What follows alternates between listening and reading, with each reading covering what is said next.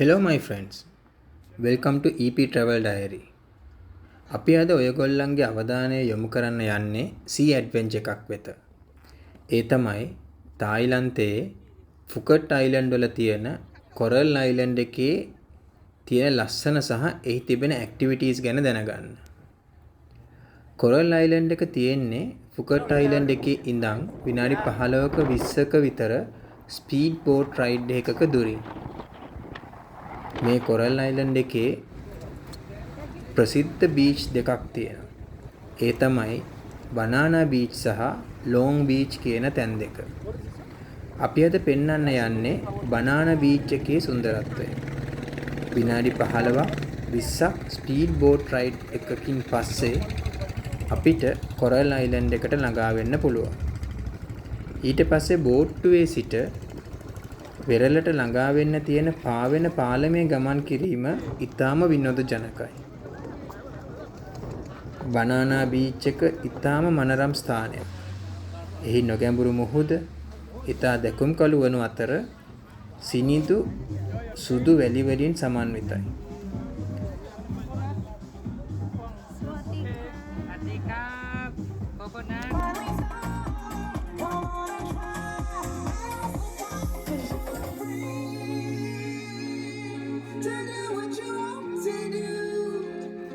ඒත් එක්කම පිහිනීමට අමතරව මෙහි පැරාග්ලයිඩින්, ස්නෝක්ලින්, ඩයිවින්, කයිකින් වගේම බනානා බෝට් ඇක්ටිවිටීසුත් කරන්න පුළුවන්.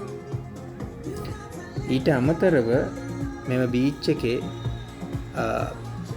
ආහාර පාන රසවත් ආහාර පාන වලින් සමන්විතව තමයි මේ පැකේජ් එක තියෙන්නේ. ඒකත් එක්කම DJ මියුසික් එක වාට හැම වෙලේම ගන්න පුළුවන්. ඔයාට එතන එන්ජොයි කරන්න පුළුවන්. ඩාන්ස් කරනවා නම් ඩාන්ස් කරන්න පුළුවන්. ඒත් එක්කම තමයි මේ ඉතා මනරම් නිල් පැහැති වෙරළේ වැතිරගෙන ඉන්නත් පුළුවන්.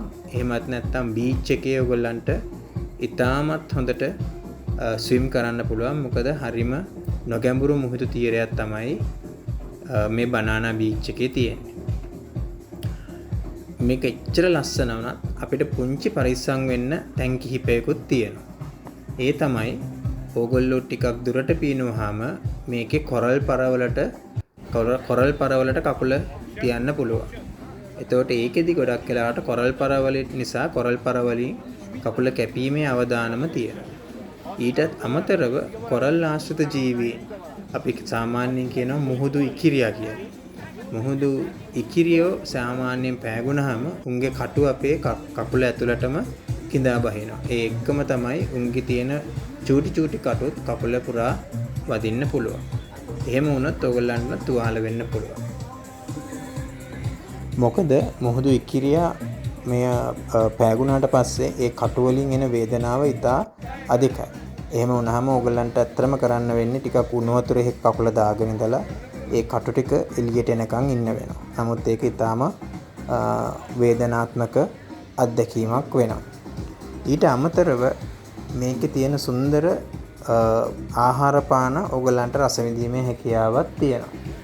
ඒ ටික තමයි මේන්ලි බනානා බීච් එකේ තියෙන බනානා බීච් එකේ තියෙන ඇක්ටිවිටීස් තියෙන්නේ. ඒක හරිම සුන්දර එක්ස්පීරියන්ස් එකක්. ඉතින් මේ වගේ තවත් සුන්දර ට්‍රැවල් ටිප්ස් දැනගන්න අපිව සබ්ස්ක්‍රයිබ් කරලා ලයික් කරන්න. නැවතත් මෙවැනිම ගමනකින් අපි හමු වෙමු. ඔබ සැමට සුබ දවසක්.